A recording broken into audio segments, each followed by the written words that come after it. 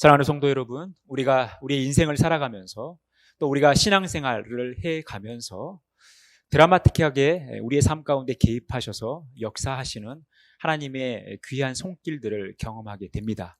우리가 삶의 위기를 만났을 때 하나님께서 초자연적으로 개입하셔서 그 모든 문제들을 해결해 주시고 우리 삶 깊은 곳까지 개입하시는 그런 은총을 우리가 받아 누릴 때가 많습니다. 이것이 우리의 큰 신앙의 자산이 되는 것이죠. 이런 경험이 쌓이면 쌓일수록 우리의 신앙의 자산이 더 많아지는 것입니다. 그래서 이런 일들을 경험할 때마다 우리가 간증도 하죠. 하나님께서 이렇게 역사하셨습니다.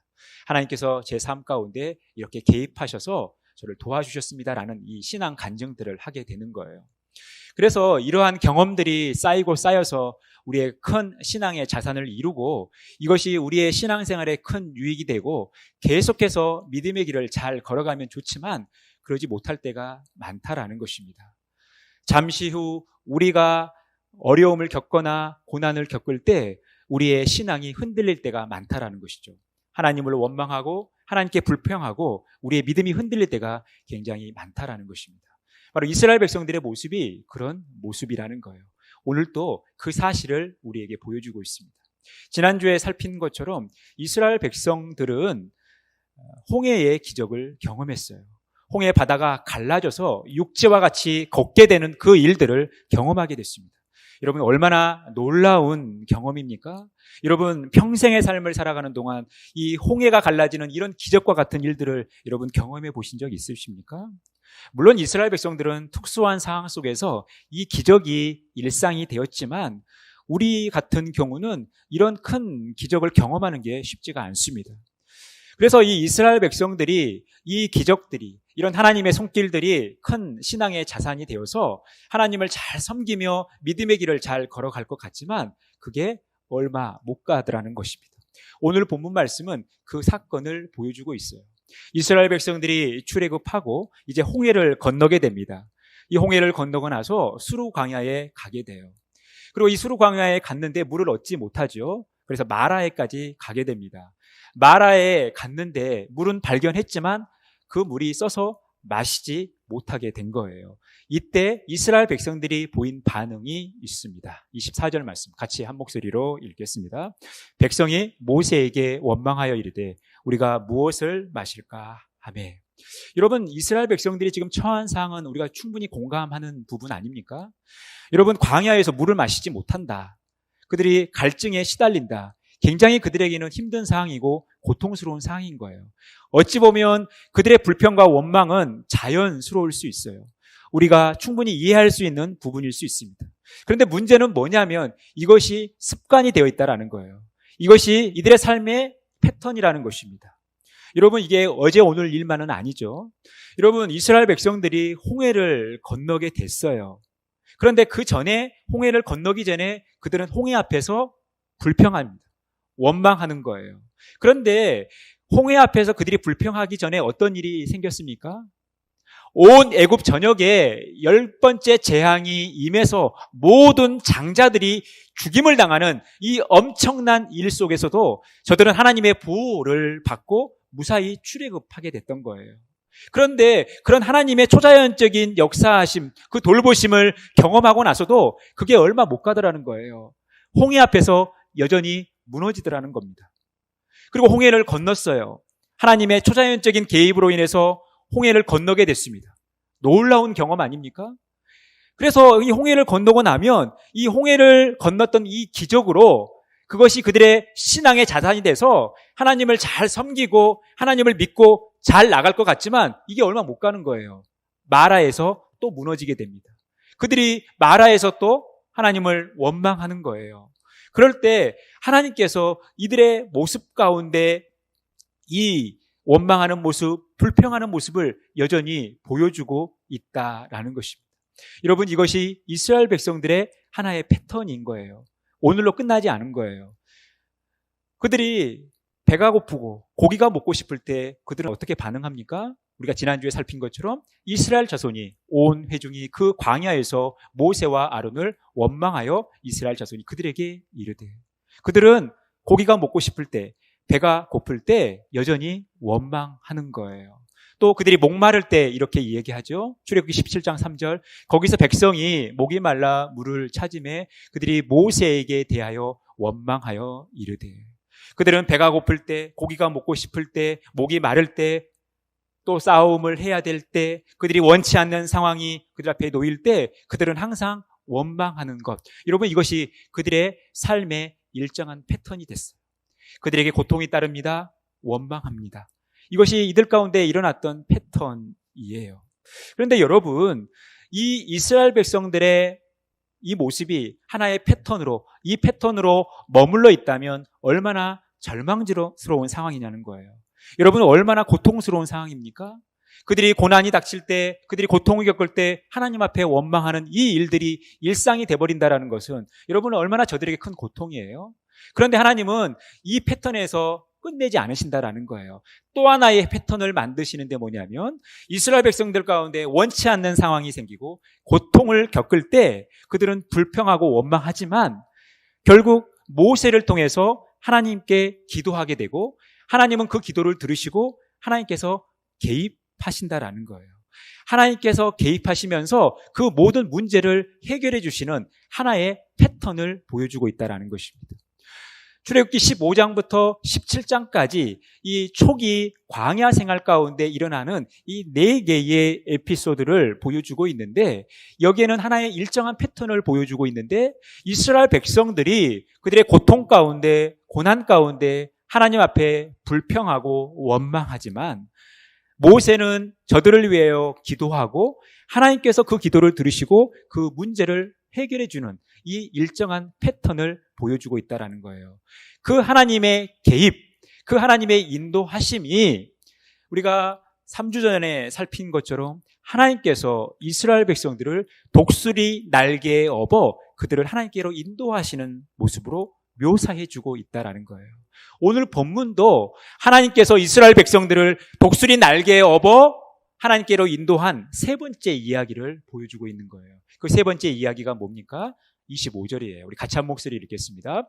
모세가 여호와께 부르짖었더니 여호와께서 그에게 한 나무를 가리키시니 그가 물에 던지니 물이 달게 되었더라.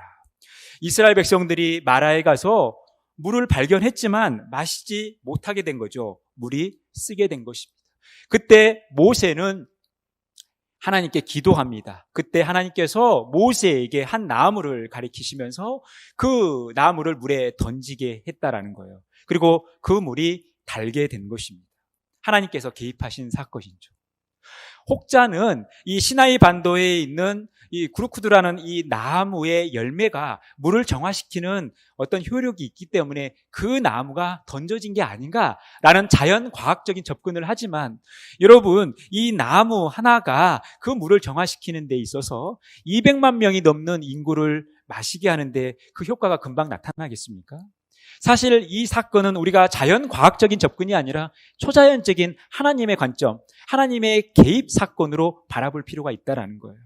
하나님께서 이스라엘 백성들의 고통을 아시고 모세의 기도를 들어주시고 하나님께서 개입하셔서 역사하시는 이 이스라엘 백성들이 처해져 있는 이 어려운 문제를 해결해 주시는 놀라운 사건이라는 것입니다.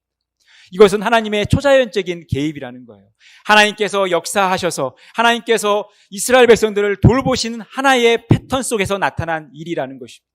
이 사건이 하나님께서 이스라엘 백성들을 독수리 날개에 업어 하나님께로 인도하신 그 사건이라는 거예요. 지금 이스라엘 백성들은 그것을 경험하고 있는 것입니다.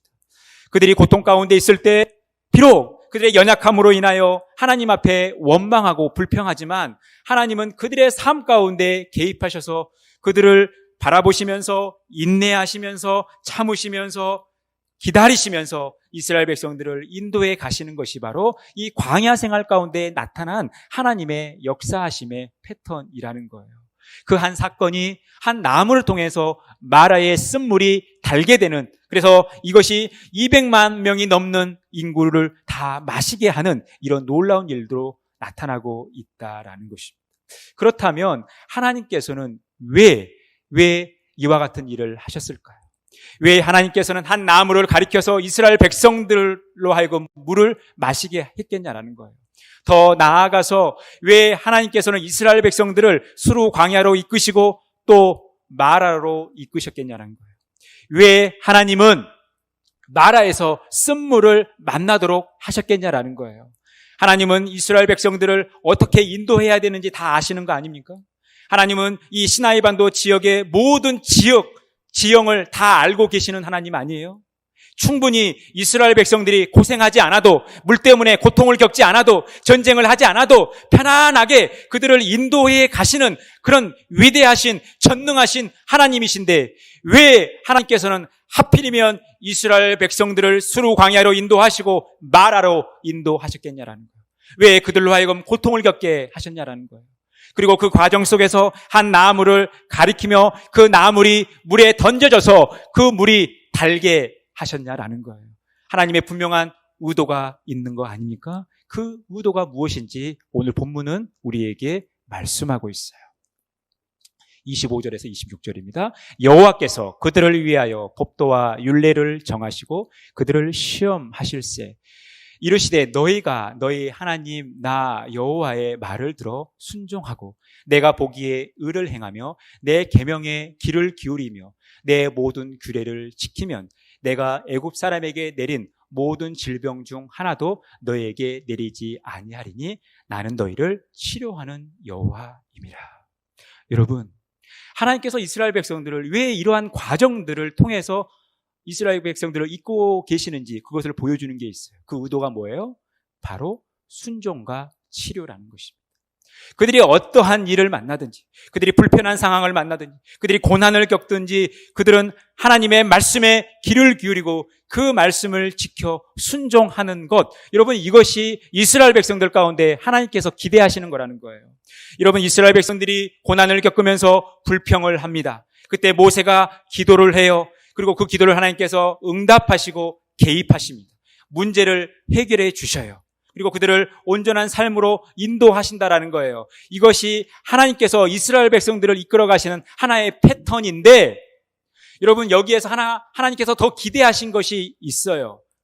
강구와 하나님의 개입 사이에 더 들어가야 할 하나의 일이 뭐냐면 바로 순종이라는 거예요. 순종. 이 삶을 위해 하나님께서 이스라엘 백성들을 이렇게 인도하신 거예요. 그들은 죄의 결과로 인해서 고통을 겪는 것만은 아닙니다. 그들이 겪고 있는 고난은 자연스러운 거예요. 여러분, 이 마라라는 지역은 여러분들이 혹시 성지순례를 가보시면 아시겠지만 이 마라라는 지역은 해안가예요. 그러니까 거기 물이 있을 수밖에 없는 거예요. 이스라엘 백성들의 출애굽의 여정 속에서 만나는 이 상황은 그들의 죄 때문도 아니요, 자연스럽게 만나는 일이라는 거예요. 여러분, 그래서 우리의 삶 속에서 어려움을 겪을 때 꼭 내가 무슨 죄를 지었나 그렇게만 해석하지 말라라는 거예요. 우리가 이유 없는 고난을 만날 때도 있다라는 거예요. 내가 크게 잘못하지 않아도 어려움을 겪을 수 있다라는 것입니다. 이런 삶의 고비와 위기가 우리에게 자연스럽게 다가올 수 있다라는 거예요. 그런데 분명한 사실은 그 과정 속에서 하나님께서 의도하신 것이 있다라는 거예요. 우리가 잘못을 안 해도 고난을 겪을 수 있는 것은 그 안에 하나님의 의도와 계획이 있다라는 거예요. 그게 뭡니까?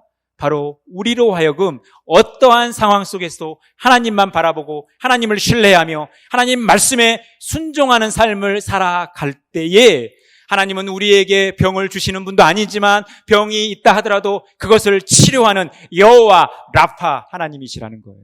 이 하나님을 보여주시기 위해, 이것을 가르쳐 주시기 위해서 하나님께서 오늘 이 마라의 삶을 이스라엘 백성들 가운데 허락하셨다라는 거예요. 이 시대를 살아가는 우리도 마찬가지예요. 이런 마라와 같은 상황을 만날 때도 있다라는 것입니다.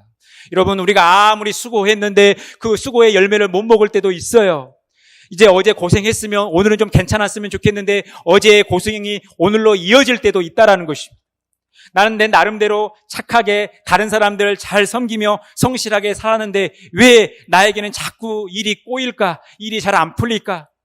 여러분, 이런 일을 경험할 수가 있다라는 거예요. 이것을 꼭 이상하게 바라보지 않고 그 속에서 하나님의 의도가 무엇인가?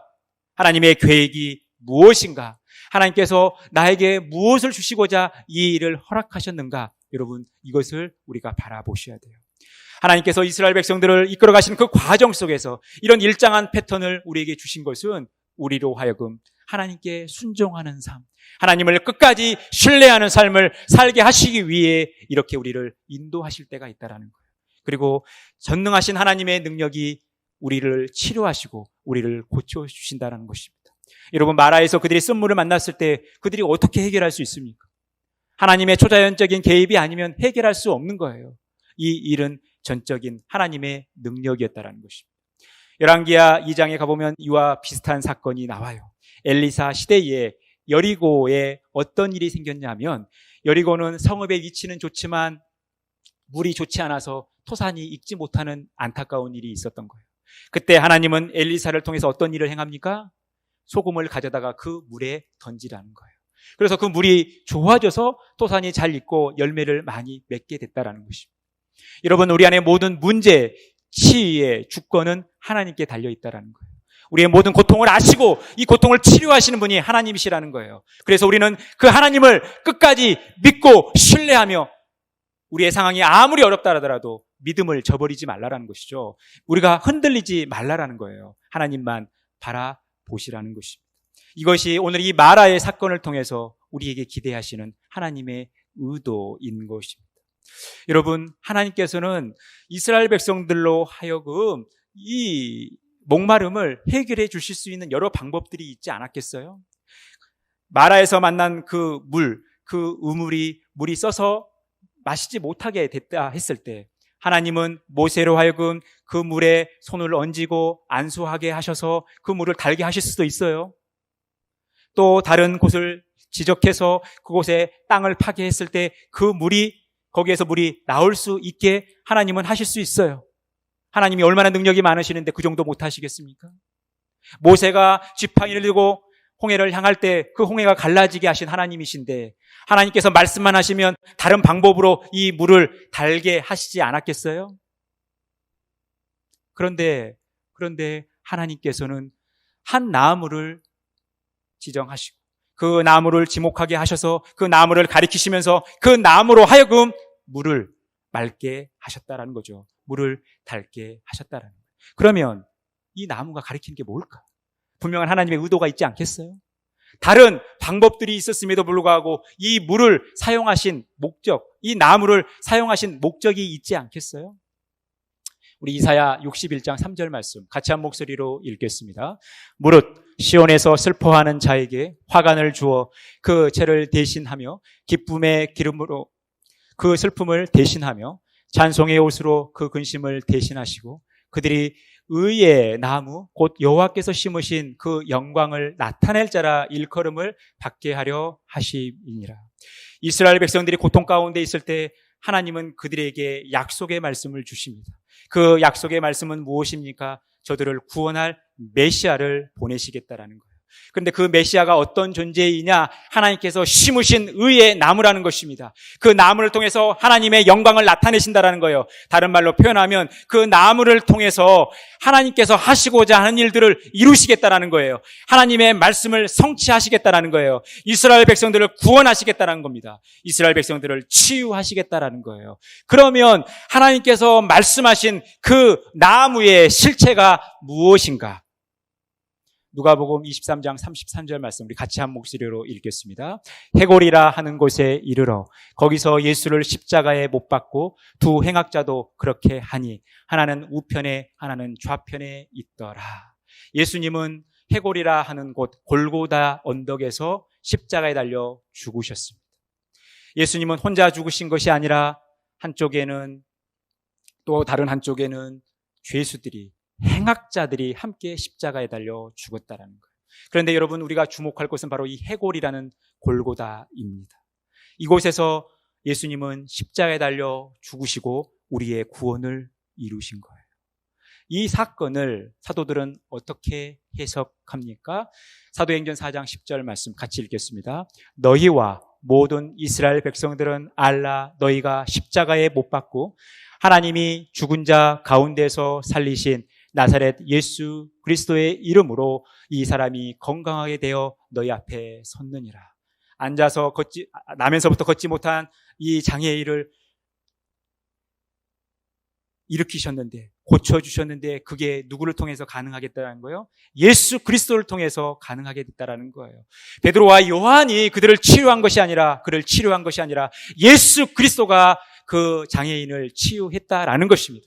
비록 사람들은 예수님을 골고다 언덕에서 십자가에 달려 죽게 했지만 그 예수 그리스도께서 다시 부활하셔서 우리를 살리셨다라는 거예요. 우리를 치료하셨다라는 거예요. 여러분, 이것이 말해주는 게 뭘까요? 여러분, 예수 그리스도의 십자가, 이 십자가 앞에 어떤 수식어들이 붙습니까? 많은 수식어들이 붙는데 갈보리라는 수식어가 붙어요. 그래서 예수님의 십자가를 갈보리의 십자가라고 이야기합니다. 갈보리 십자가라고 이야기해요. 그래서 찬송가 150장에도 이렇게 찬송을 부르는 거 아니에요? 갈보리산 위에 십자가 달렸으니. 여러분, 이 갈보리라는 말은 성경에 나오지 않습니다. 이 갈보리라는 말은 라틴어예요.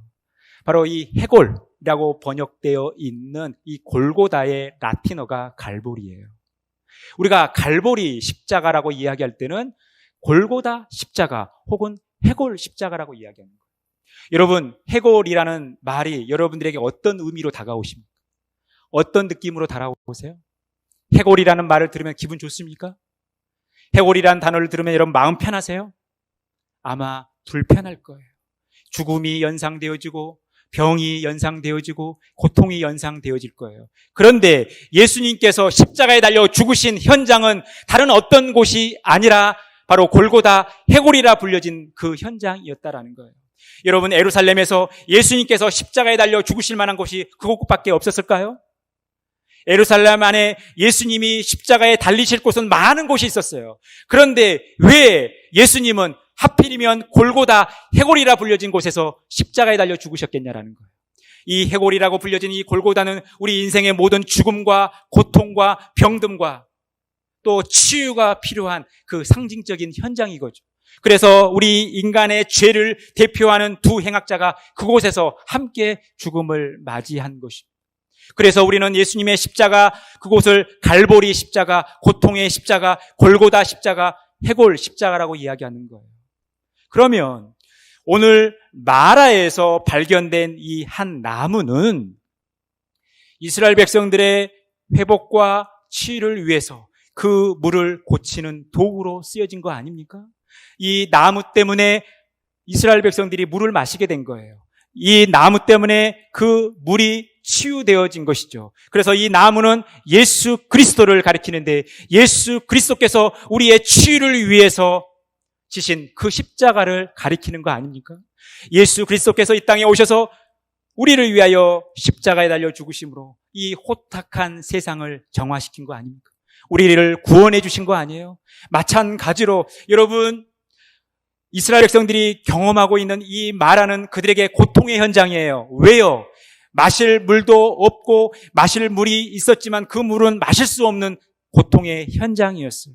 그곳에 한 나무가 던져졌고 그 나무를 통해서 물이 치유되어진 것이죠. 그러니 이 나무는 예수 그리스도의 십자가를 예표하기에 이 나무의 현장은 마라였고 결국 우리는 이 마라에서 일어난 현장을 마라의 십자가라고 이야기할 수 있는 거예요.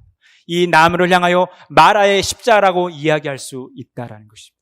이 고통의 현장 속에서 하나님의 치유의 도구로 쓰임 받았던 것입니다. 사랑하는 성도 여러분, 우리가 예수 그리스도의 십자가로 우리가 삶을 늘 기억하셔야 돼요. 예수 그리스도가 우리를 늘 치유하고 계시다는 사실을 여러분 믿으셔야 됩니다. 여러분, 우리가 예수 그리스도를 제대로 믿어야 우리 안에 치유의 역사가 일어나는 거예요. 교회만 왔다 갔다 한다고 해서 여러분 우리 안에 치유가 일어나는 것이 아닙니다. 예수 그리스도를 진짜 만나고 예수 그리스도와 진짜 연합을 해야만 우리 안에 온전한 치유의 역사가 일어나는 거예요. 사랑하는 성도 여러분, 여러분들 가운데 아픔이 있습니까? 고통이 있어요. 여러분, 이것이 치유되어지기를 원하십니까? 그러면 우리가 예수 그리스도와 온전한 연합을 이루어야 된다는 거예요. 우리를 위하여 고통의 길을 걸어가신 그 진노의 길을 걸어가신 그 예수 그리스도 십자가를 여러분들이 바라보셔야 된다는 거예요. 그래서 우리가 예수 그리스도 십자가를 바라볼 때 우리 안에 온전한 치유의 역사가 있는 것입니다. 사랑하는 성도 여러분, 날마다 예수님 붙들고 살아가시길 바랍니다. 예수님 제대로 믿고 십자가를 바라보면서 살아가셨으면 좋겠어요. 이것이 이 나무가 보여주고 있는 하나의 의미입니다. 그런데 이 나무는 또 하나의 특징이 있어요. 여러분, 이 나무 앞에 어떤 수식어가 있어요? 한 나무라고 하고 있어요. 한 나무. 여기서 말하는 이 한 나무, 이 한은 정관사가 아니라 부정관사가 쓰여져 있어요. 이 나무 앞에 부정관사가 쓰여졌다는 것은 지금 하나님이 모세로 하여금 지목하는, 가리키고 있는 그 나무는 어떤 특정한 나무가 아니라 많은 나무들 중에 한 나무라는 것입니다. 지금 지목당하고 있는, 가리키고 있는 이 나무는 어떤 특별한 나무, 어떤 그 구르쿠드라는 어떤 그 성질을 가지고 있는 어떤 특별한 나무가 아니라 많은 나무들 중에 한 나무인 거예요. 다른 말로 표현하면 이 나무는 평범한 나무예요. 그런데 그 평범한 나무가 하나님으로부터 지목을 당하고 모세를 통해서 물에 던져졌을 때 그 물을 치유하는 놀라운 특별한 나무가 된 것입니다. 여러분, 이것이 보여주는 게 뭡니까? 바로 우리는 하나님 앞에 평범할 수 있지만 하나님께서 우리를 지목하시면, 하나님께서 우리를 가리키시면 저와 여러분은 특별해질 수 있다는 거예요. 하나님의 도구로 쓰임받을 수 있다는 것입니다. 오늘 이 마라의 현장에 있었던 이 한 나무는 특별한 나무가 아니라 평범한 나무였지만 하나님에 의해 특별한 나무로 쓰임받은 것입니다. 그래서 중요한 우리의 정체성은 뭐예요? 우리가 하나님으로부터 지목을 당하는 것이죠. 이사야 43장 1절 말씀 같이 한 목소리로 읽겠습니다. 야곱아, 너를 창조하신 여호와께서 지금 말씀하시느니라. 이스라엘아, 너를 지으신 이가 말씀하시느니라. 너는 두려워하지 말라. 내가 너를 구속하였고 내가 너를 지명하여 불렀나니 너는 내 것이라. 여러분, 우리는 평범할 수 있지만 하나님이 우리를 지목하시면 특별해지는 거예요. 여러분, 우리 믿음의 조상들의 공통점이 뭡니까? 그들은 다 시원찮은 사람들이에요. 인간적으로 흠결이 많았던 사람들입니다. 여러분, 우리 믿음의 조상인 아브라함 어떤 사람이에요? 자기 위기에 처했을 때 부인 팔아먹은 사람 아닙니까? 아들 이삭도 똑같이 가요. 야곱은 어떤 사람입니까? 얼마나 욕심이 많은지 형 속이죠, 부모 속이죠. 못된 사람이에요, 여러분, 인간적으로. 그래서 여러분, 야곱이라는 이름 요즘 아이들 짓는 경우 거의 없어요. 여러분, 요셉은 어떻습니까? 얼마나 눈치가 없으면 아무리 하나님이 주신 비전이지만 눈치 없이 형들한테 얘기하니까 팔려가는 거 아닙니까? 죽을 고비를 만나는 거 아니에요? 여러분, 우리의 믿음의 조상들 중에 완벽했던 사람은 없어요. 다 인간적으로 흠결이 있었던 사람이에요. 그런데 왜 그들이 믿음의 조상이 됐어요? 하나님이 그들을 지명하여 불렀기 때문에, 하나님께서 그들을 선택하셨기 때문에 그들은 위대한 믿음의 선배들이 다 된 것입니다. 저와 여러분도 마찬가지예요. 인간적인 부분으로는 한없이 모자랄 수 있어요. 많은 흠결이 있을 수 있어요. 그런데 중요한 것은 하나님께서 여러분들을 지금 지목하셨고 이 자리에 앉히셨다는 거예요. 이 자리에서 예배하게 하셨다는 거예요. 그래서 저와 여러분은 하나님 앞에 특별한 사람이고 하나님께 쓰임받을 수 있는 거예요. 여러분, 예수님은 당신만 십자가를 지신 게 아닙니다. 제자들을 향하여 너희가 나를 따라오려거든 자기 십자가를 지고 나를 따르라라는 거예요. 십자가를 우리가 지고 주님을 따라가야 된다는 거예요. 예수님께서 십자가를 지시면서 우리 인간의 모든 치유의 역사를 감당하셨던 것처럼 우리도 십자가를 지면서 예수님을 따르면서 회복과 치유의 도구로 쓰임을 받아야 된다는 거예요. 우리가 특별하지 않지만 평범할 수 있지만 하나님께서 우리를 지목하여 부르신다면 우리는 충분히 그렇게 쓰임받을 수 있다는 거예요. 그렇게 쓰임받는 저와 여러분의 복된 삶이 되어지기를 간절히 축원합니다. 문제는 뭐예요? 우리가 그 하나님의 부르심에, 그 하나님의 선택에 순종하느냐라는 거예요. 지금 우리 하나님은 이스라엘 백성들로 하여금 그 순종을 가르쳐 주시기 위해서 이 일들을 만드셨던 거예요. 그러면 저들이 순종하면 어떤 일이 벌어집니까? 또 하나의 시청각을 보여주셔요. 우리 27절 말씀 같이 읽겠습니다. 그들이 엘림에 이르니 거기에 물샘 12과 종려나무 70그루가 있는지라. 거기서 그들이 그 물 곁에 장막을 치니라. 여러분, 우리가 주목해야 할 단어는 바로 12 그리고 70이에요. 70.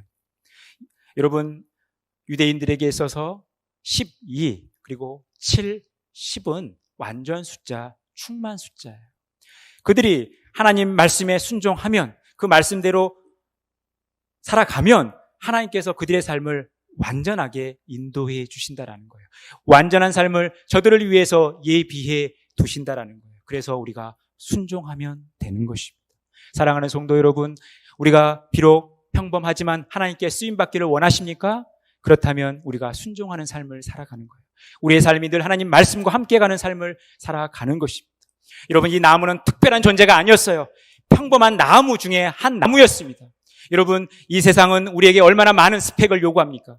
여러분, 자녀들에게 얼마나 많은 스펙을 요구해요. 어느 정도 공부해야 되죠. 어느 정도 경력이 있어야 되죠. 어느 정도 일의 성과를 내야 되죠. 이것을 요구해요. 그래서 우리 자녀들이, 제가 여러 번 강조하지만 주일날도 공부해야 되고 주일날도 일해야 되고 이런 일들이 벌어지고 있어요. 이 세상 가운데 그런 스펙을 요구하기 때문에 그래요. 하나님은 그렇지만 우리에게 그런 세상적인 스펙을 요구하지 않습니다. 우리가 공부를 얼마 했는지, 우리가 월세에 사는지 전세에 사는지 자가에 사는지 이거 하나님 관심 없으신 거예요. 우리가 공부를 얼마 했고 한 달 수입이 얼마가 되고 우리의 건강의 척도가 어느 정도가 되고, 여러분, 이것이 우리의 스펙이 아니라 우리의 진짜 스펙은 뭐예요? 우리가 얼마나 하나님과 동행하는 삶을 살고 있는가, 우리가 얼마나 하나님의 말씀에 순종하는 삶을 살고 있는가, 그리고 그 경험들이 우리 안에 얼마나 풍성하게 나타나고 있는가. 그러니까 여러분, 우리가 다른 거 관심 가질 필요 없어요. 성도의 교제에 있어서 우리가 어디에 살고 얼마의 수입이 있고 어떻게 건강하게 얼마나 공부를 했고, 여러분, 이게 우리에게 관심사항이 아니라 나와 다른 사람들은 얼마나 하나님과 동행하는 삶을 살고 있는가, 얼마나 하나님의 은혜를 경험하고 있는가, 이것에 관심을 갖고 이것을 나누고 이것을 자랑하는 것이, 이것이 우리의 진짜 스펙이라는 거예요. 하나님은 우리에게 이것을 요구하고 있습니다. 예수 그리스도는 십자가를 지시면서 우리로 하여금 그러한 삶을 살도록 자기 십자가를 지고 나를 따르라라고 말씀하고 있어요. 그래서 우리가 늘 주님께 쓰임받는 귀한 하나님의 도구들이 다 되어주시기를 간절히 바라겠습니다. 여러분, 우리가 이러한 삶이 되기를 위해 기도하셔야 돼요. 우리 이사야 58장 11절 말씀 같이 읽겠습니다. 여호와가 너를 항상 인도하여 메마른 곳에서도 내 영혼을 만족하게 하며 내 뼈를 견고하게 하리니 너는 물된 동산 같겠고 물이 끊어지지 아니하는 샘 같을 것이라. 여러분, 이러한 삶을 살아가시기를 간절히 축원합니다. 하나님께서 여러분들에게 이렇게 복 주시기를 간절히 축원합니다. 여러분, 여기에 머물러 있어서는 안 돼요. 우리 후손들이 이렇게 살아가도록 기도하셔야 된다는 거예요. 우리 12절 말씀 같이 읽겠습니다. 내게서 날 자들이 오래 황폐된 곳들을 다시 세울 것이며 너는 역대에 파괴된 기초를 쌓으리니 너를 일컬어 무너진 데를 보수하는 자라 할 것이라. 그 길을 수축하며 거할 곳이 되게 하는 것이 자라 하리라. 여러분, 우리가 회복과 치유에 하나님의 도구로 쓰임받는 우리 모두가 되기를 소망하고, 우리의 자녀들이 그런 하나님의 치유와 회복의 도구로 쓰임받기를 위해 늘 기도하시는 그 귀한 믿음을 우리 자녀손들에게 물려줄 수 있는 그런 복된 삶 살아가시기를 간절히 축원합니다. 여러분, 그 옛날 이스라엘 백성들은 마라에서 한 나무를 통해 물이 달게 되는 놀라운 사건들을 경험하게 됩니다. 그것은 우리의 치유의 회복을 위해서, 우리의 구원을 위해서 오신 예수 그리스도를 예표하면서 마라의 십자가를 우리에게 보여주고 있습니다. 우리의 삶의 현장에서 우리는 십자가를 져야 돼요. 우리 모두가 사당동의 십자가가 돼야 되고 방배동의 십자가가 돼야 되고 안양과 의왕과 군포와 부천과 광주의 부평의 인천의 용인의 십자가가 돼야 된다는 것입니다. 여러분, 우리가 어디에 있든지 하나님께 귀하게 쓰임받는 그런 복된 삶 살아가시기를 간절히 축원합니다.